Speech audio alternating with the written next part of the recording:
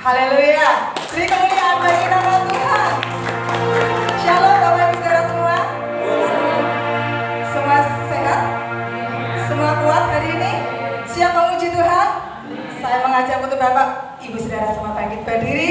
Kita mengangkat pujian sebab Tuhan Maha Besar. Kemuliaan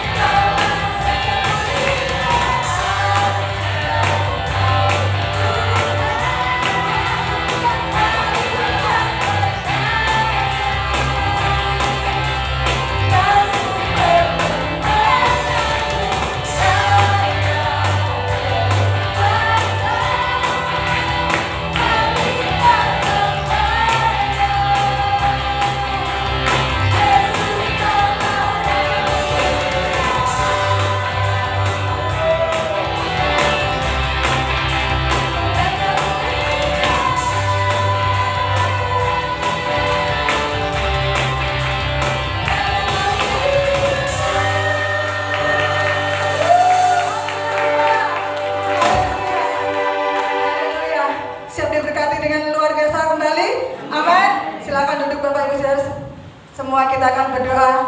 Tuhan Yesus, kami mengucap syukur buat kasih-Mu Tuhan, buat anugerah yang Engkau berikan buat kami, sehingga saat pagi hari ini kami boleh ada Tuhan untuk menjadi penyembah-Mu Tuhan, untuk menjadi pemuji-Mu Tuhan. Ini pujian kami di hadapan Engkau ya Bapa, yang naik di hadapan Engkau kiranya menjadi persembahan yang harum di hadapan Engkau. Tubuh, jiwa, dan roh kami Tuhan sebagai persembahan yang hidup, yang berkenan di hadapan Engkau. Terima kasih Tuhan, terima kasih Roh Kudus-Mu yang hadir buat kami Tuhan. Karya-Mu Tuhan kami terus nanti-nantikan Tuhan. Dan sebentar Tuhan kami pun rindu memberkati pekerjaan Tuhan lewat persembahan yang akan kami berikan Tuhan. Engkau memberkati setiap keuangan yang sudah kami persiapkan untuk memberikan persembahan bagi pekerjaan Tuhan di tempat ini. Sucikan Tuhan, kuduskan, sehingga berkenan Tuhan dan boleh dipakai untuk pelebaran kerajaan-Mu di muka bumi ini. Terima kasih Yesus, Engkau memberkati seluruh jemaat-Mu Tuhan dengan pekerjaan, dengan apapun yang dilakukan Tuhan. Engkau yang memberkati dengan luar biasa, yang dikerjakan Engkau buat berhasil, sehingga Tuhan tidak ada roh kemiskinan di dalam setiap kami jemaat-Mu yang ada. Kami mau memberikan persembahan dengan sukacita dan sukarela Tuhan. Kami mau berikan yang terbaik. Terima kasih Tuhan, hanya di dalam nama Tuhan Yesus kami siap memberikan persembahan. Haleluya, amin. Kita akan berikan persembahan sebab Tuhan yang baik dengan kita semua. Berikan dengan sukacita, dengan luar biasa. Sebagai tanda bukti kita mengasihi Tuhan. Ada kesudahan, kasih setia-Mu Tuhan, selalu baru dalam urusan-Mu. Hari demi hari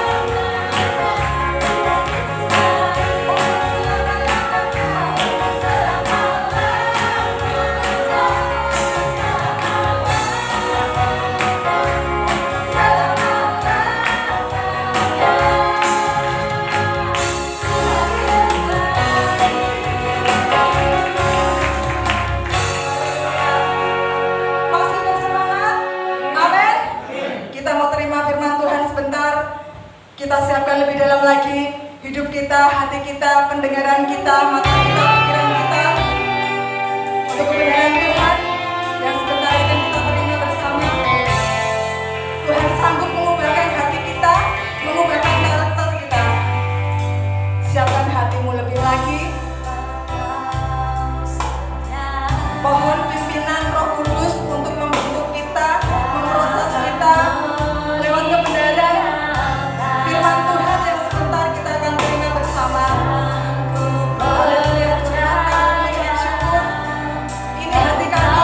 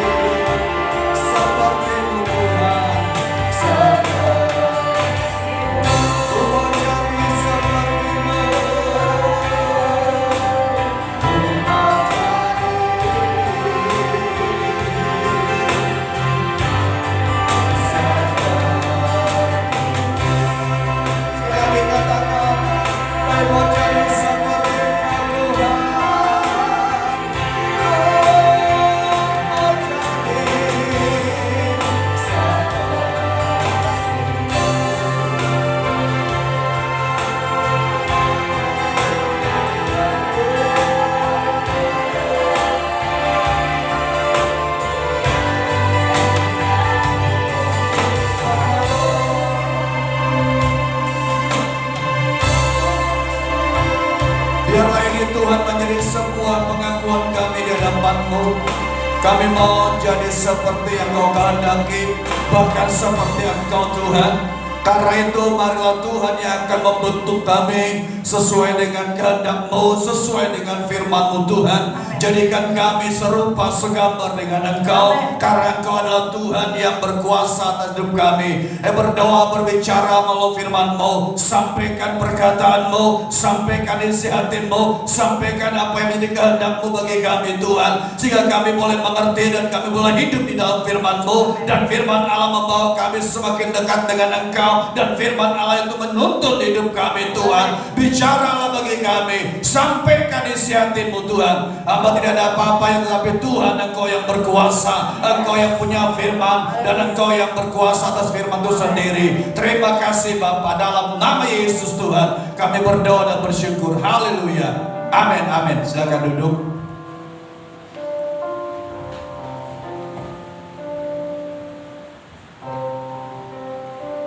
Puji Tuhan, shalom Bapak Ibu Saudara.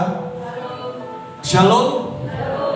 Puji Tuhan, hari ini ada suasana yang berbeda dalam ibadah kita. Untuk pertama kali kita pakai bangku, diganti bangku. Ya, bangku ini adalah bangku berkat. Ya, jadi hari ini pertama kali kita menggunakannya. Dan karena baru datang dari Jakarta, dan ini sesuatu yang luar biasa. Sesuatu yang luar biasa, amin. Ya, biru semua, dan duduknya juga enak, karena memang harus dibatasi dengan jarak dan sebagainya, dan juga jumlah juga dibatasi, karena itu bangkunya pun agak ada jaraknya. Kita jaga, kita rawat bangkunya, amin. Karena ini adalah berkat dari Tuhan dan anugerah dari Tuhan. Dan juga terima kasih banyak, hari ini juga ada tengah-tengah kita Bapak David. Pak David ya, selamat datang Pak David dengan anak-anak dan Ibu. Pak David ini adalah anggota jemaat kita yang dulu 15 tahun yang lalu Pak ya. 15 tahun yang lalu diberkati di gereja ini, tapi pindah ke Bali. Beliau pindah ke Bali dan beliau akhirnya kembali lagi ke Semarang bersama-sama dengan kita di tempat ini. Saya melihat yang diberkati di gereja Kemah Punyun cukup banyak. Tapi setelah diberkati dia kabur. Saya berdoa biar nanti kembali lagi. Amin. Yang diberkati di sini kembali lagi seperti Pak David. Ya Pak ya. Kembali lagi bersama-sama dengan kita di tempat ini. Ya. Oke, kita akan bersama membaca firman Tuhan di dalam 1 Korintus pasal yang keempat. 1 Korintus pasal 4 ayat yang ke-16 sampai dengan ayat yang ke-17. Tema hari ini adalah sebuah pertanyaan, bagaimana kekristenan kita? Ya, kadang-kala kita akan menjadi orang Kristen, tapi Kristen kita itu nggak jelas. Kristen kita itu Kristen yang hanya Kristen atau hanya beragama, tapi nggak jelas. Ketika ditanya Kristennya bagaimana, dia nggak bisa menjawab. Kenapa? Karena nggak jelas. Karena itu kita coba belajar di sini. Kita baca mulai dari ayat 11 saja dulu, 11 sampai 17. Kita melihat 1 Korintus pasal yang ke-4 ayat yang ke-11 sampai ayat yang ke-17. Saya baca ayat ini, demikian firman Tuhan. Sampai pada saat ini kami lapar, haus, telanjang, dipukul dan hidup mengembara. Kami melakukan pekerjaan tangan yang berat. Kalau kami dimaki, kami memberkati. Kalau kami dianiaya, kami sabar. Kalau kami difitnah, kami tetap menjawab dengan ramah. Kalau kami telah menjadi sama dengan sampah dunia, sama dengan kotoran dari segala sesuatu, sampai pada saat ini. Hal ini kutuliskan bukan untuk memalukan kamu, tetapi untuk menegur kamu sebagai anak-anakku yang kukasihi. Sebab sekalipun kamu mempunyai beribu-ribu pendidik dalam Kristus, kamu tidak punya banyak bapa, karena akulah yang dalam Kristus Yesus telah menjadi bapamu oleh Injil yang kuberitakan kepadamu. Sebab itu aku menasihatkan kamu, turutilah teladanku. Justru itulah sebabnya aku mengirim kepadamu Timotius yang adalah anakku yang kukasihi dan yang setia dalam Tuhan, yang memperingatkan kamu akan hidup yang kuturuti dalam Kristus Yesus. seperti yang kuajarkan di mana-mana dalam setiap jemaat. Saudara, kita melihat di sini Paulus berkata di dalam ayat yang ke-16, sebab itu aku menasihatkan kamu, turutilah teladanku. Kalau kita membaca ini sebuah penegasan dari Rasul Paulus. Paulus menegaskan, Paulus katakan, ikuti, turuti teladanku. Kalau kita melihat, kita akan bertanya, masa bisa? Apakah ada orang yang seperti ini? Apakah ada orang Kristen yang berani berkata, turuti teladanku? Apakah ada orang Kristen yang berani mengucapkan kata-kata seperti ini? Apakah ada orang Kristen yang mengatakan, ayo ikuti teladanku? Kenapa? Kalau kita melihat ayat 11 tadi mengatakan, ayat 11 kita lihat di sini, Paulus katakan, kami saat ini lapar, haus, telanjang, dipukuli dan mengembara. Kami melakukan pekerjaan yang berat, kami dimaki, tapi kami memberkati. Kami dianiaya, tapi kami sabar. Ini ayat sebelumnya. Kami mengalami hal-hal seperti ini, kata Paulus. Kami mengalami keadaan yang seperti ini. Kami mengalami situasi seperti kami dimaki-maki. Apakah Paulus ikut memaki juga? Kami difitnah. Apakah Paulus ikut memfitnah juga? Kami dipukuli, kata Paulus. Apakah Paulus ikut memukul juga? Tapi Paulus katakan, kami sabar, kami memberkati, dan kami justru mendoakan. Karena itu ayat yang ke-16 berkata, turutilah teladanku. Baru dia berani berkata demikian. Kenapa? Kenapa Paulus berkata demikian? Karena satu hal kita lihat di sini, Paulus menjadikan kehidupannya sebuah sekolah. Paulus menjadikan hidupnya ini seperti sekolah atau sebuah sekolah. Jadi orang bisa belajar, orang bisa belajar, orang bisa belajar, orang bisa belajar dari hidup Paulus. Karena itu dia katakan, turuti teladanku. Artinya apa? Ia jadikan hidupnya itu sebuah sekolah, sehingga jemaat bisa belajar dari hidupnya, orang Kristen bisa belajar dari hidupnya, dan setiap orang bisa belajar dari hidup dia. Jadi dia jadikan hidupnya apa? Sekolah. Melalui apa? Melalui perkataannya, melalui pengajarannya, melalui apa? Perbuatannya, dan melalui tindakannya, dan melalui penderitaannya. Pertanyaan saya, ada nggak orang Kristen yang berani seperti ini? Kalau hidup kita seperti Paulus katakan, hidup kita ini seperti sekolah. Orang belajar dari kita, orang mencontohi hidup kita, orang melihat hidup kita, orang tahu hidup kita, dan orang melihat, oh, sejak ia ke gereja, sejak ia percaya Yesus, sejak dia ikut Tuhan Yesus, ia menjadi contoh. Kalau hidup kita seperti ini, maka kita akan bisa jadi berkat. Tapi kalau hidup kita tidak seperti ini, kita tidak akan sulit untuk menjadi berkat.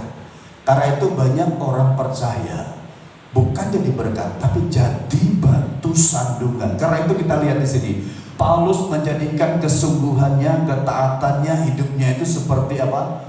Seperti sebuah kaca etalase. Saudara lihat kaca etalase itu, jadi orang bisa melihat dari luar, terlihat hidup dia. Orang bisa membaca hidup dia. Amin. Orang bisa membaca. Dan orang tahu bahwa ini hidupnya. Jadi orang terlihat dan terlihat. Saudara, ini hal yang sangat penting. Dan ini sesuatu yang amat penting bagi kita. Hidup orang Kristen itu adalah seperti sebuah etalase. Jadi etalase itu orang bisa melihat dari luar. Dan tidak ada kemunafikan. Amin. Gak ada kemunafikan sebenarnya. kenapa terjadi hal-hal seperti yang kadang-kala dilakukan oleh orang dunia? Karena orang Kristen masih berbalut agama. Dia bungkus dengan agama Kristen, tapi hidupnya, tindakannya tidak seperti yang Yesus ajarkan. Nah, karena itu kita lihat di sini Paulus berkata, turuti teladanku. Kalau Paulus mengatakan turuti teladanku dan ikuti teladanku, apa artinya? Ada 3 arti. Yang pertama kita lihat di sini.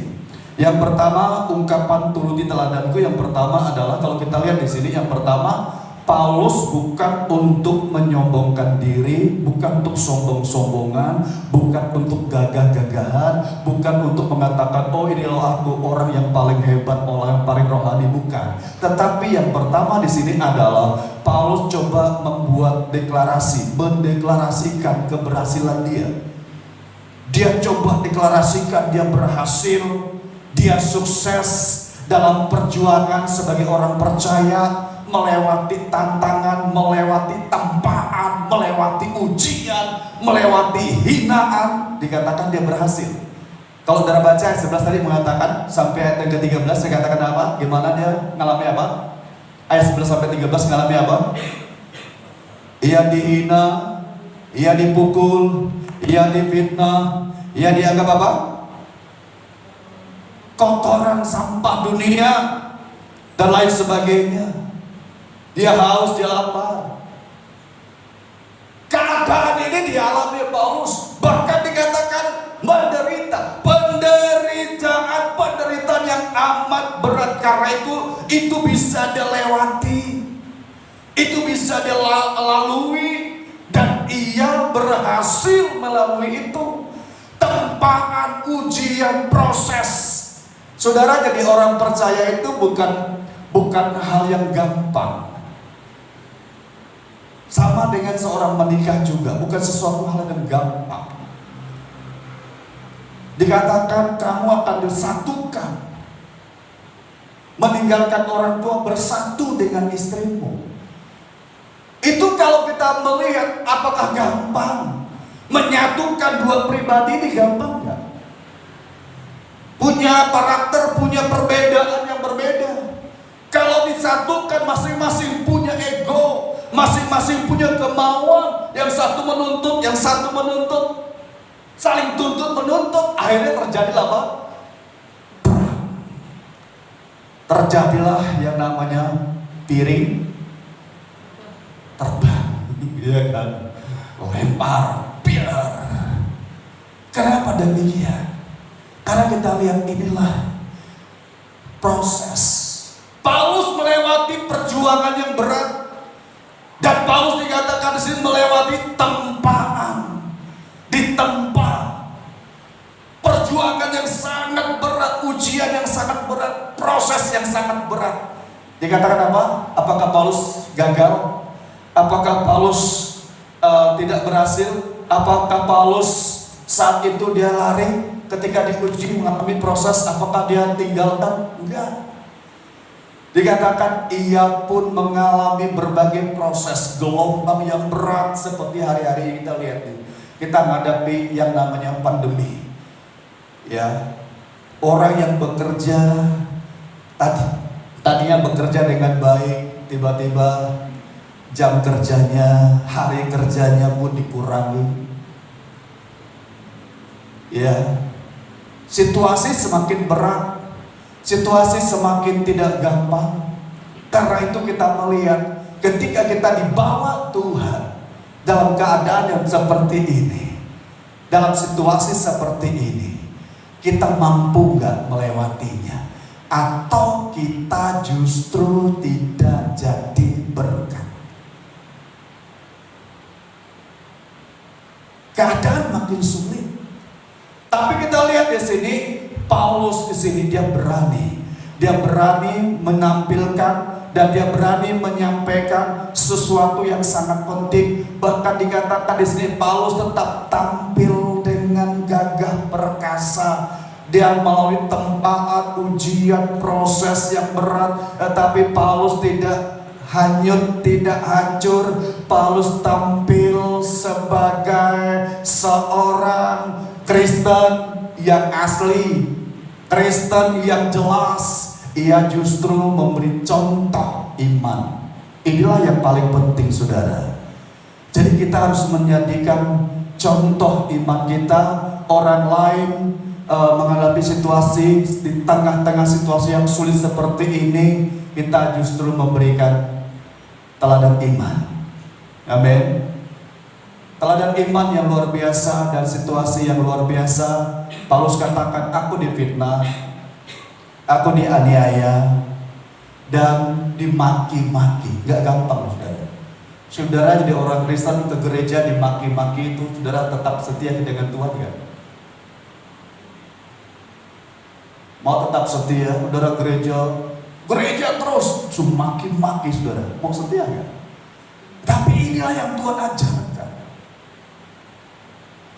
Proses demi proses, bentukan demi bentukan, tempaan demi tempaan, gelombang badai yang besar dihadapi. Kita mampu bertahan gak? Seperti Paulus. Kita harus bertahan, dan disinilah kita diajarkan. Ya, situasi seperti ini kita dibawa Tuhan. Ya, mampu menghadapi situasi. Paulus mampu menghadapi situasi. Dia keluar dari pemenang. Karena itu dia deklarasikan, turuti teladanku, kata Paulus. Dia buat sebuah deklarasi, ayo ikuti teladanku. Ikuti. Kemarin, karena saya adalah pengurus juga di LPMK Kelurahan Kemengarung, kita biasa setiap bulan ada rapat. Dan kemarin kita rapat di kelurahan. Ya, ada beberapa organisasi yang saya dimasuki di situ, baik di LPMK, baik di MPK. MPK itu Forum Pembangunan Kebangsaan Kesbangpol Provinsi Jawa Tengah, juga saya ada di situ. Mestinya besok tanggal 18 saya ada pertemuan rapat di Solo untuk etnis Kalimantan. Itu saya bilang sama ketuanya dari Kesbangpol, Pak, saya nggak bisa ikut, saya izin, ada tugas yang penting, saya bilang. Tugas yang tidak bisa saya tinggalkan. Saya deklarasikan ke teman-teman, satu pendeta dan teman saya juga dari Kalimantan, pendeta GPIB, juga nggak bisa. Tak deklarasikan ke teman saya satu dari Kalimantan juga, pendeta di salah satu gereja juga nggak bisa. Ya sudah, berarti kita absen, saya bilang. Kita absen. Tapi saya mau katakan di sini adalah, kita ada di situ untuk apa? Bukan untuk gagah-gagah. Kita ada di situ adalah untuk bagaimana kita bisa menjadi contoh, kita bisa menjadi teladan, kita bisa menjadi berkat, ya, bagi mereka yang belum percaya kepada Tuhan. Beberapa camat yang saya kenal, beberapa lurah yang saya kenal, saya kirim ayat Alkitab, saya kirim, senang. Dan Ramil Semarang Barat juga, Polsek Semarang saya kirim, wah senang deh. Matur nuwun Pak Pendeta, saya bilang, ya ini sesuatu berkat dari Tuhan. Saya nggak tulis ayatnya, ayat ini kan bagi mereka kok apa itu nggak penting ya. Tapi yang penting adalah perkataan Tuhan.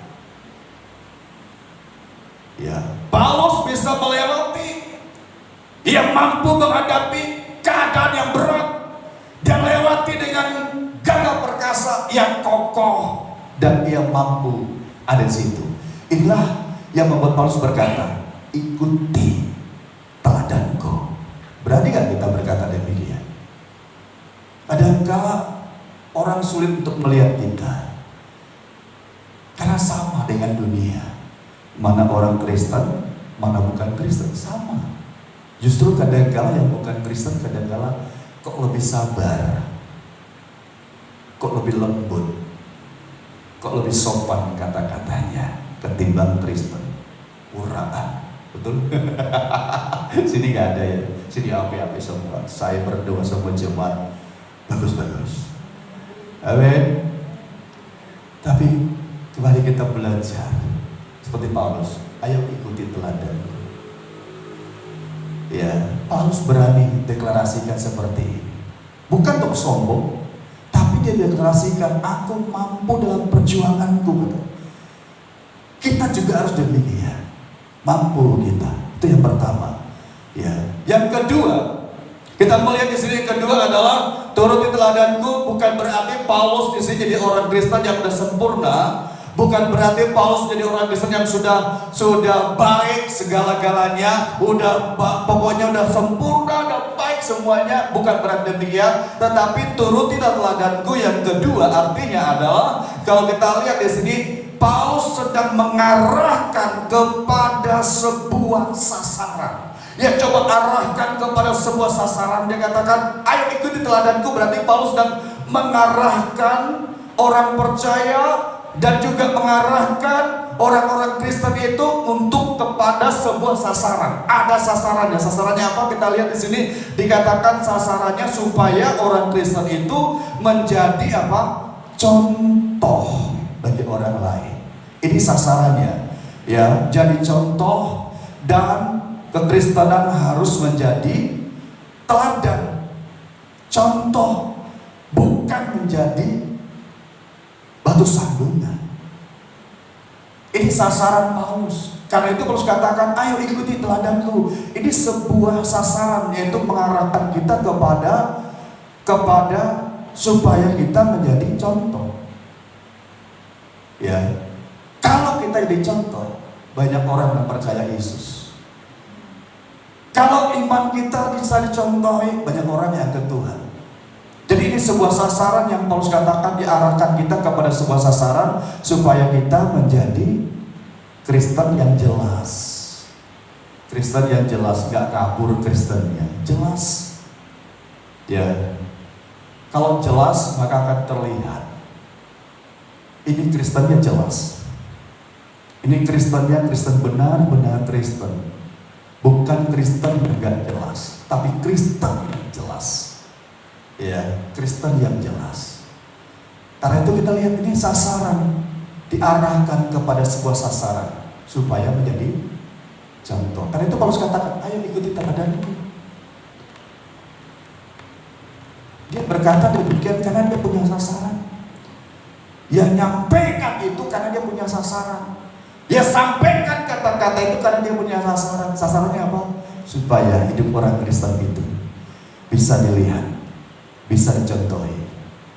Sikapnya, tindakannya bisa dicontohi. Amin.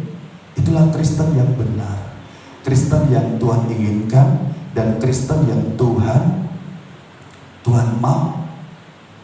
Ya. Yang ketiga kita melihat di sini, Paulus katakan turuti teladanku. Tadi dia arahkan kepada sasaran. Yang ketiga adalah, kalau kita membaca dalam ayat ini mengatakan, Paulus mengatakan di dalam ayat yang kita baca di sini adalah, Paulus inginkan supaya sikap iman kita dimunculkan. Itu Paulus inginkan, sikap iman kita muncul dalam bentuk di mana orang itu bisa melihat. Jadi sikap iman kita muncul dengan lebih jelas.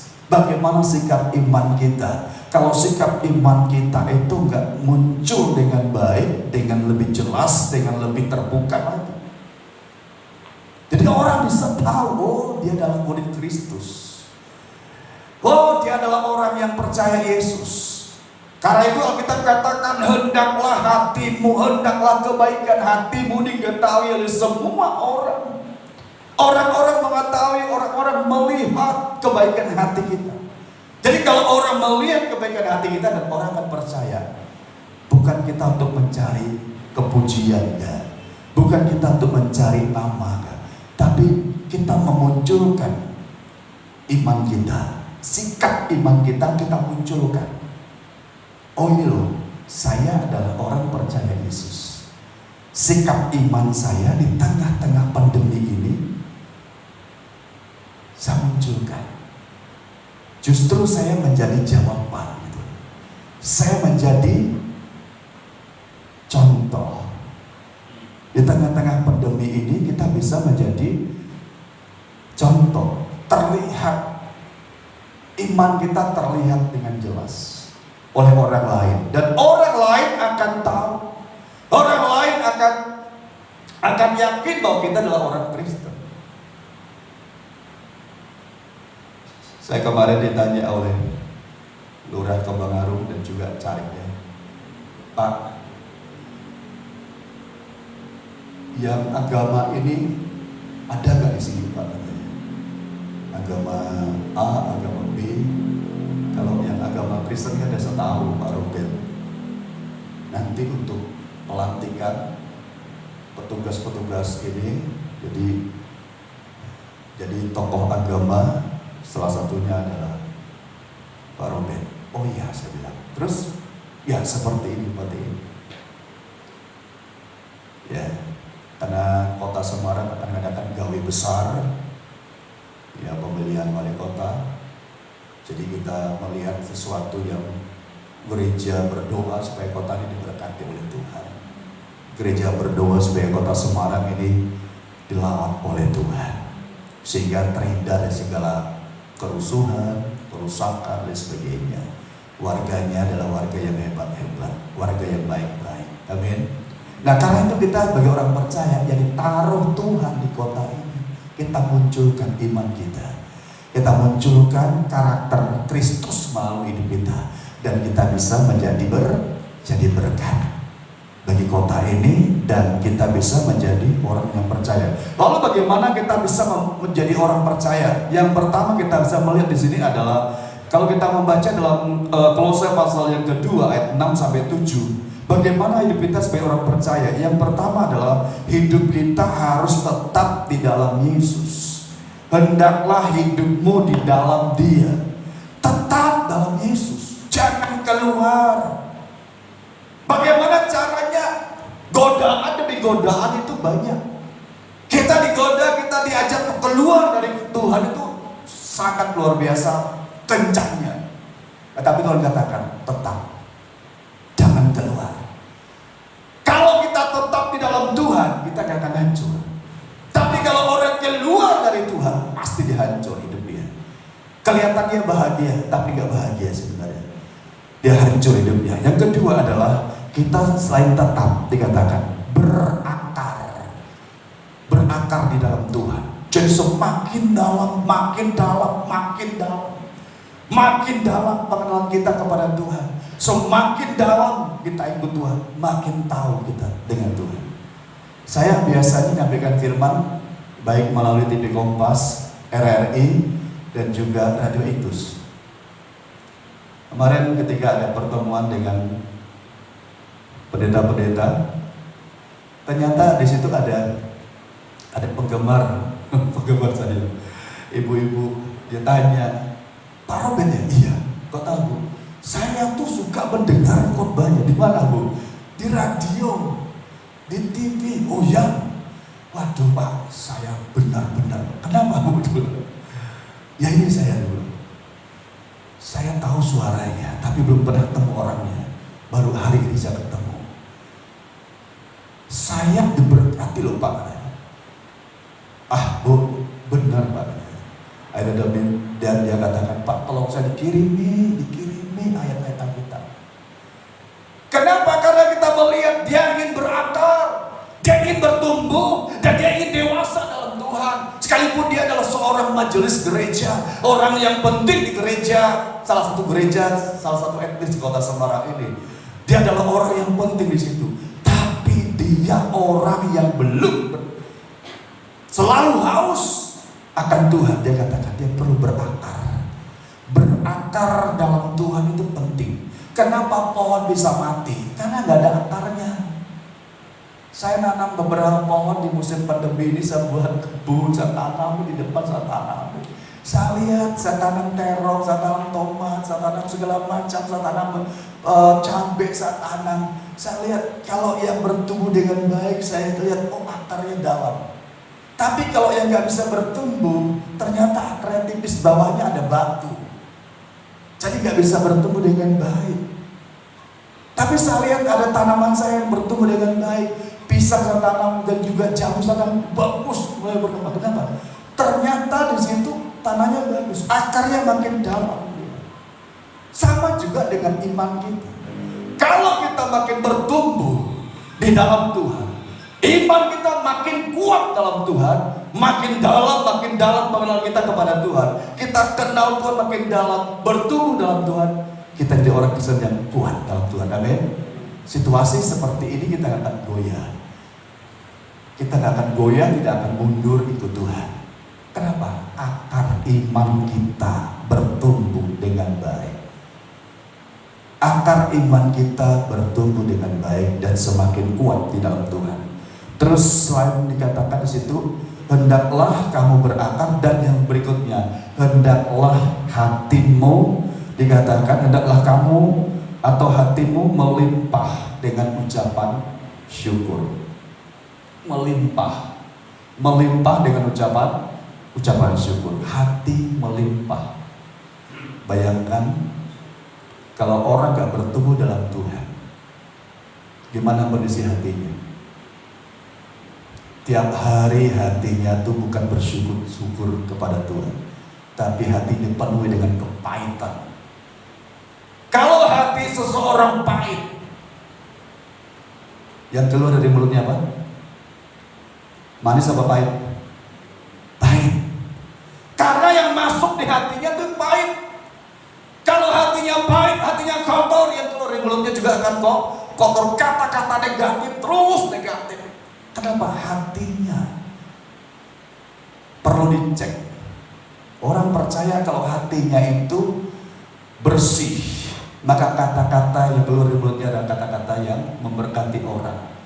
Tapi kalau hatinya pahit, hatinya sakit, hatinya rusak, yang keluar dari mulutnya adalah, ucapan dari mulutnya adalah apa?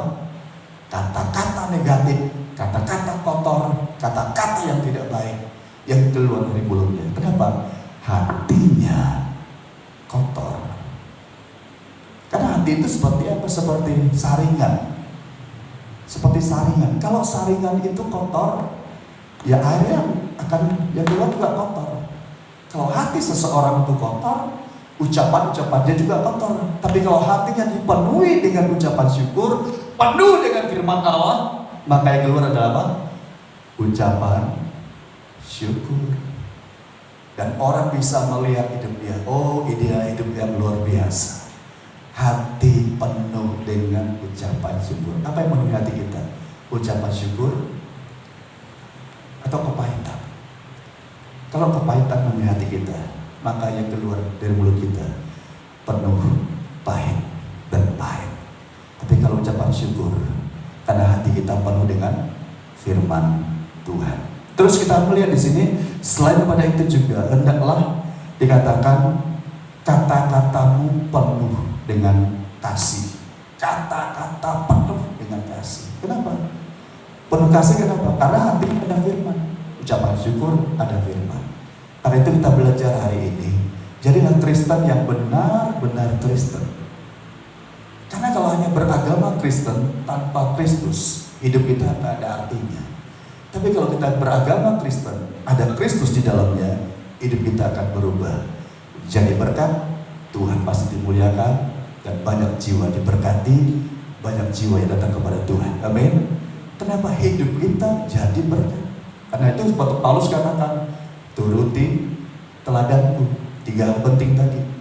Ya, Paulus katakan, dia deklarasikan bahwa dia mampu melewati tantangan. Dia katakan, ayo ikuti teladanku. Dan juga dia mengatakan, turuti teladanku. Dia diarahkan iman seseorang. Dia arahkan orang percaya itu supaya ikuti, supaya tahu, supaya ngerti dan jelas. Jadi contoh. Dan yang berikutnya adalah dia katakan, ikuti teladanku. Supaya apa? Supaya kita memunculkan iman kita itu iman yang menjadi berkat, iman yang menjadi contoh, dan dunia bisa percaya Yesus. Kenapa? Karena melalui hidup kita. Amin. Mau kita melakukan seperti Paulus katakan, deklarasikan, keadaan memang semakin sulit, tapi kita ayo deklarasikan, kita percaya Yesus, Engkau Tuhan yang baik.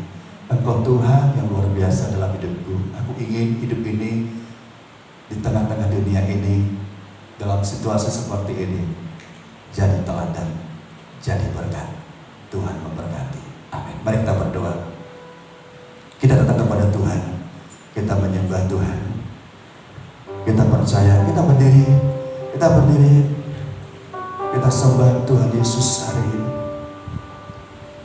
Kira pasyakara bara pasyakara dada.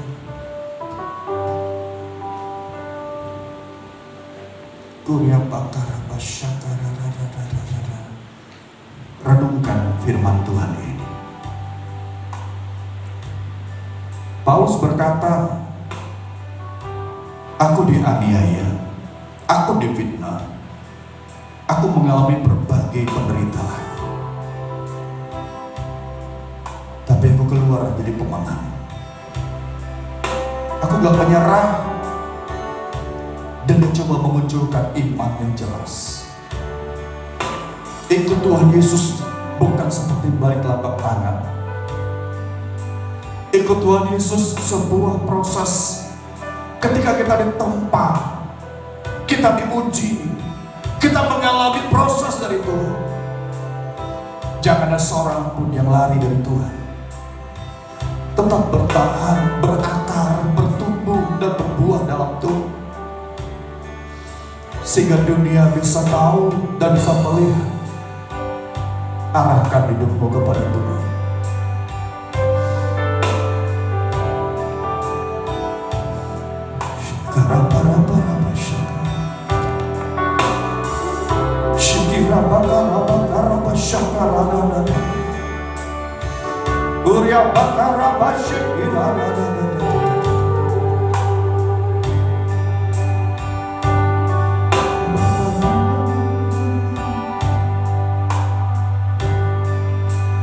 Engkau sungguh baik, kasih-Mu melimpah di hidupku.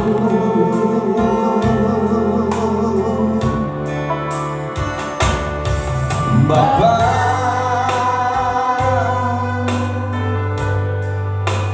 ku berterima kasih berkat-Mu hari ini yang Kau sediakan bagiku. Tunaikan syukur, tunaikan syukur, Amen. Buat hari yang Kau beri, tak habis-habisnya kasih dan rahmat-Mu.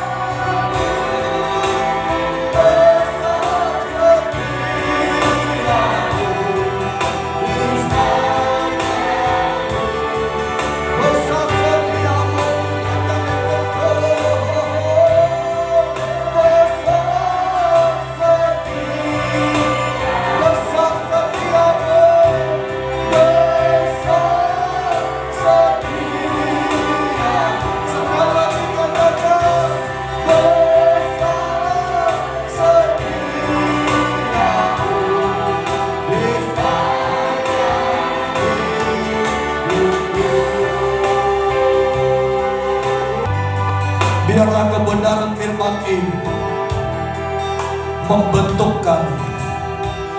Jadikan kami orang Kristen yang sesuai kehendak-Mu Tuhan. Orang Kristen yang mampu melewati keadaan, tantangan, kesulitan, tempahan dan ujian. Di tengah-tengah penderitaan, di tengah-tengah kesulitan hari-hari ini, kami tidak bersungut-sungut. Kami tidak menyalahkan Engkau Tuhan. Tetapi kami mau tetap berakar dalam Engkau. Terima kasih Bapa. Di dalam nama Yesus Kristus Tuhan, berkati jemaat-Mu yang sakit Tuhan, Kau pulihkan mereka. Amin. Dalam nama Yesus, apapun penyakit mereka alami Tuhan, pulihkan, sembuhkan. Di dalam nama Yesus Tuhan, tidak ada yang mampu penyakit bertahan dalam tubuh mereka. Karena tubuh mereka adalah bait Allah tempat Roh Kudus berdiam. Terima kasih Bapak. Terima kasih Tuhan. Terima kasih. Di dalam nama Yesus Tuhan, kami berdoa, kami bersyukur. Terpuji nama-Mu. Haleluya. Amin, amin, amin. Silakan duduk.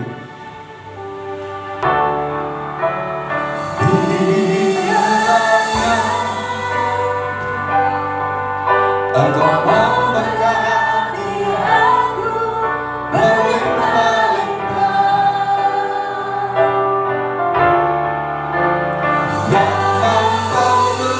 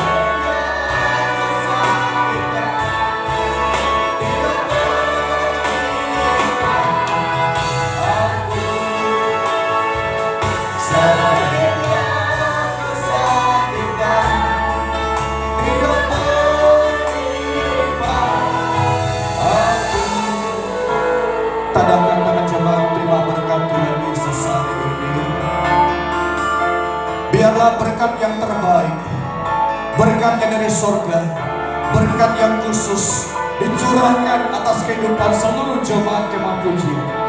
Diberkatilah keluargamu, diberkatilah usahamu, diberkati oleh Tuhan pendidikanmu, diberkati oleh Tuhan kesehatanmu, diberkati oleh Tuhan akan cita-citamu, diberkati oleh Tuhan Yesus Kristus akan masa depanmu. Dan biarlah berkat ini menjadi bagianmu. Dan sekarang pulanglah, bawa berkat dari Allah Bapa, kasih sayang dan cinta kasih dan persekutuan Allah dan Roh Kudus turun atas seluruh jemaat Kemah Pujian. Tuhan memberkati engkau dan melindungi engkau. Tuhan menyertai engkau dengan jempol kasih karunia. Tuhan mengadakan wajah kepadamu berkau damai sejahtera sekarang sampai selama-lamanya. Di dalam nama Yesus Tuhan kami berdoa dan bersyukur. Haleluya.